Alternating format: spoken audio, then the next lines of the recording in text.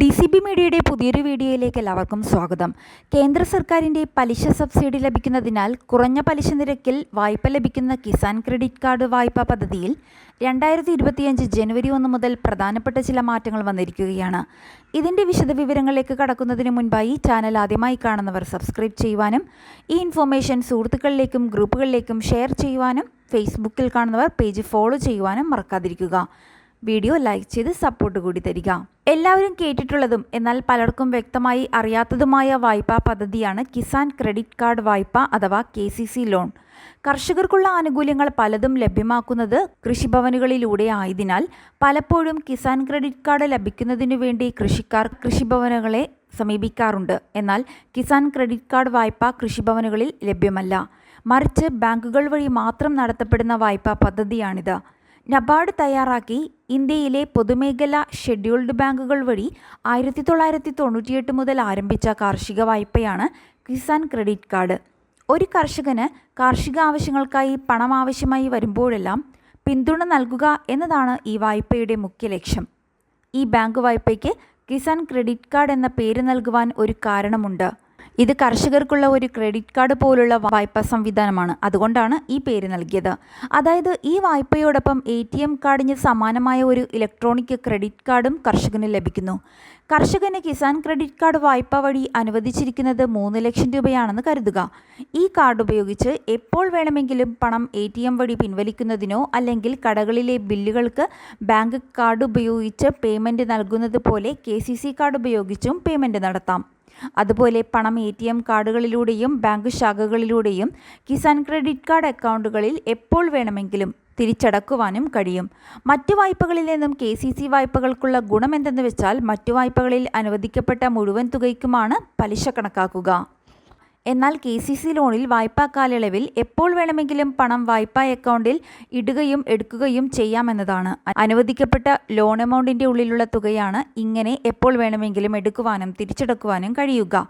ഏതൊരു സമയത്തും എടുക്കപ്പെട്ടിട്ടുള്ള പണത്തിന് മാത്രമേ പലിശ ഈടാക്കുകയുള്ളൂ.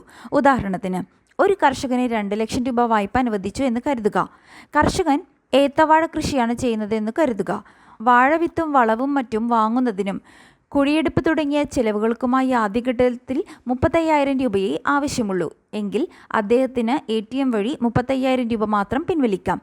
ഈ 35,000 രൂപയ്ക്ക് മാത്രമേ പലിശ ഈടാക്കുകയുള്ളൂ. എന്നാൽ ആദ്യത്തെ തന്നെ 2 ലക്ഷം രൂപയും വായ്പാ അക്കൗണ്ടിൽ നിന്നും പിൻവലിച്ച് സേവിങ്സ് അക്കൗണ്ടിൽ ഇട്ടാൽ അതിൽ നിന്നും 35,000 രൂപയെ എടുക്കുന്നുള്ളൂ എങ്കിലും വായ്പാ തുകയായ 2 ലക്ഷം രൂപയ്ക്കും പലിശ ഈടാക്കിക്കൊണ്ടിരിക്കും. കിസാൻ ക്രെഡിറ്റ് വായ്പ അതിൻ്റെ അക്കൗണ്ടിൽ നിന്ന് തന്നെ എടുക്കുവാനും അതിൽ തന്നെ തിരിച്ചടക്കുവാനും ശ്രദ്ധിക്കണം.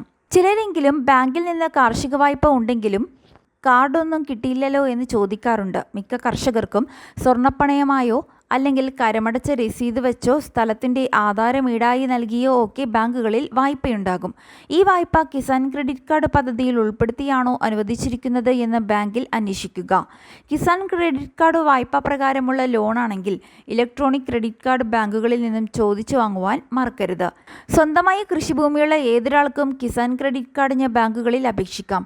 സ്ഥലം പാട്ടത്തിനെടുത്ത് കൃഷി ചെയ്യുന്നവർക്കും കർഷക സംഘങ്ങൾക്കും രജിസ്റ്റർ ചെയ്ത പാട്ടക്കരാറും കൃഷി ചെയ്യുന്ന സ്ഥലത്തിൻ്റെ കരമടച്ച രസീതും ഹാജരാക്കി ലോണിന് അപേക്ഷിക്കാം. കിസാൻ ക്രെഡിറ്റ് കാർഡിനുള്ള അപേക്ഷാ ഫോമുകൾ ബാങ്കുകളിൽ നിന്ന് ലഭിക്കുന്നതാണ്.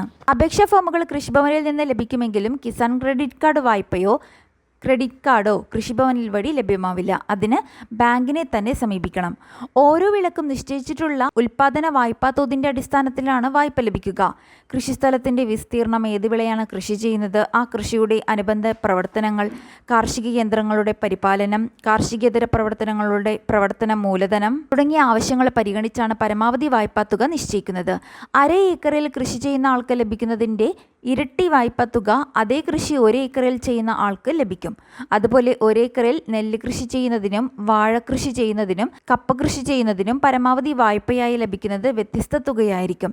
കൃഷി ആരംഭിച്ചതിൻ്റെ വിളവെടുത്ത് വരുമാനം ലഭിക്കുന്നത് വരെയുള്ള സമയത്തെ കർഷകന്റെ ആവശ്യങ്ങൾക്കുള്ള തുക വായ്പാ പരിധിയിൽ ഉൾപ്പെടുത്തുന്നു എന്നത് കിസാൻ ക്രെഡിറ്റ് കാർഡ് പദ്ധതിയുടെ പ്രത്യേകതയാണ്. ഇപ്പോൾ ആട്, പശു, കോഴി, പന്നി വളർത്തൽ, ഉൾനാടൻ മത്സ്യകൃഷി തുടങ്ങിയ അനുബന്ധ പ്രവർത്തനങ്ങൾക്കും കിസാൻ ക്രെഡിറ്റ് കാർഡ് പരിധിയിൽ ഉൾപ്പെടുത്തി വായ്പ അനുവദിക്കുന്നുണ്ട്. കിസാൻ ക്രെഡിറ്റ് കാർഡ് വഴി കുറഞ്ഞ പലിശ നിരക്കിൽ 3 ലക്ഷം രൂപ വരെ വായ്പ ലഭിക്കും. 2025 ജനുവരി 1 മുതൽ 2 ലക്ഷം വരെയുള്ള കാർഷിക വായ്പകൾക്ക് പ്രത്യേക ഈട് നൽകേണ്ടതില്ല. മുൻപ് ഇത് 1,60,000 ആയിരുന്നു. കൃഷിസ്ഥലത്തുള്ള വിള തന്നെ ഈടായി പരിഗണിക്കും. കിസാൻ ക്രെഡിറ്റ് കാർഡ് വായ്പ എടുക്കുന്ന കർഷകർ വിള ഇൻഷുറൻസ് എടുക്കേണ്ടത് നിർബന്ധമാണ്. 2 ലക്ഷം രൂപയ്ക്ക് മുകളിലുള്ള വായ്പകൾക്ക് മതിയായ വസ്തുവോ സ്വർണമോ ഈടായി നൽകേണ്ടതുണ്ട്. എടുത്തിട്ടുള്ള തുക പലിശ സഹിതം 1 വർഷത്തിനുള്ളിൽ ഒന്നായോ ഗഡുക്കളായോ അടച്ചിരിക്കണം. ഹ്രസ്വകാല വിളകൾക്ക് 12 മാസത്തിനുള്ളിലും ദീർഘകാല വിളകൾക്ക് 18 മാസത്തിനുള്ളിലുമാണ് പണം തിരിച്ചടക്കേണ്ടത്. കിസാൻ ക്രെഡിറ്റ് കാർഡ് വഴി എത്ര തവണ വേണമെങ്കിലും പണമെടുക്കുവാനും തിരിച്ചടക്കുവാനും സാധിക്കും. സമയപരിധിക്കുള്ളിൽ കൃത്യമായി വായ്പ തിരിച്ചടച്ചാൽ നിബന്ധനകൾക്ക് വിധേയമായി കൂടുതൽ പലിശ ഇളവുണ്ട്. ആവശ്യമുള്ളപ്പോൾ മാത്രം പണം എടുക്കുന്നതിലൂടെ പലിശ ലഭിക്കുകയും ചെയ്യാം. KCC വായ്പയുടെ പലിശ നിരക്ക് ചില ബാങ്കുകളിൽ വ്യത്യസ്തമാണ്. SBI പോലുള്ള ദേശസാൽകൃത ബാങ്കുകളിലാണ് പൊതുവെ പലിശ നിരക്ക് കുറവ്. 7% മുതലാണ് പലിശ നിരക്ക്.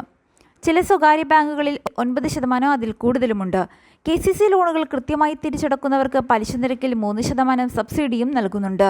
അതിനാൽ 7% എടുക്കുന്ന KCC വായ്പ കൃത്യമായി തിരിച്ചടച്ചാൽ 4% പലിശയെ യഥാർത്ഥത്തിൽ കൃഷിക്കാരനാവുകയുള്ളൂ. വർഷത്തിലൊരിക്കൽ വായ്പ ഇടപാടുകൾ അവലോകനം ചെയ്ത് വായ്പാ വിനിയോഗത്തിൻ്റെയും വരവ് ചെലവിൻ്റെയും അടിസ്ഥാനത്തിൽ വായ്പാ തോത് ക്രമീകരിക്കുന്നതിനുള്ള അധികാരം ബാങ്കിനുണ്ട്. ഓരോ വർഷവും കൃഷിച്ചെലവ് കൂട്ടുന്നത് അനുസരിച്ച് വായ്പാ തുകയും വർദ്ധിപ്പിക്കുന്നതിന് ഈ നടപടി സഹായിക്കും. വാർഷിക അവലോകത്തിന് വിധേയമായി KCC കാർഡിന്റെ കാലാവധി 5 വർഷമാണ്. 5 വർഷത്തിന് ശേഷം പഴയ വായ്പ അവസാനിപ്പിക്കുകയും പുതിയ വായ്പയായി കിസാൻ ക്രെഡിറ്റ് കാർഡ് അനുവദിക്കുകയും ചെയ്യും. കിസാൻ ക്രെഡിറ്റ് കാർഡ് വായ്പയുടെ പലിശ നിരക്ക് മറ്റേതൊരു വായ്പയും പോലെ തന്നെ റിസർവ് ബാങ്കിന്റെ നിർദ്ദേശാനുസരണം മാറ്റങ്ങൾക്ക് വിധേയമാണ്. കേന്ദ്ര സർക്കാരിന്റെ കർഷകർക്കായുള്ള PM കിസാൻ നിധിയിൽ അംഗങ്ങളായ എല്ലാവർക്കും KCC കാർഡുകൾ നൽകുവാൻ പ്രത്യേക ക്യാമ്പയിൻ തന്നെ ബാങ്കുകൾ നടത്തുന്നുണ്ട്. കിസാൻ നിധിയിലുള്ളവർക്കെല്ലാം KCC കാർഡുകൾ ലഭ്യമാവണമെന്നാണ് കേന്ദ്ര സർക്കാർ ഭാഗത്തു നിന്നുള്ള നടപടികളിൽ നിന്ന് വ്യക്തമാകുന്നത്. ഏത് വായ്പ എടുത്താലും അത് കൃത്യസമയത്ത് തന്നെ തിരിച്ചടക്കും എന്നത് വായ്പ എടുക്കുന്നയാളുടെ ഉത്തരവാദിത്വമാണ്. വായ്പാ തിരിച്ചടവിൽ മുടക്കം വന്നാൽ വീണ്ടുമൊരു വായ്പ എടുക്കുന്നതിനെയും KCC കാർഡ് പുതുക്കി കിട്ടുന്നതിനെയുമൊക്കെ പ്രതികൂലമായി ബാധിക്കുമെന്നോർക്കുക. ഈ ഇൻഫോർമേഷൻ സുഹൃത്തുക്കളിലേക്കും ഗ്രൂപ്പുകളിലേക്കും ഷെയർ ചെയ്യുക. മറ്റൊരു ഇൻഫോർമേറ്റീവായ വീഡിയോയുമായി വീണ്ടും കാണാം.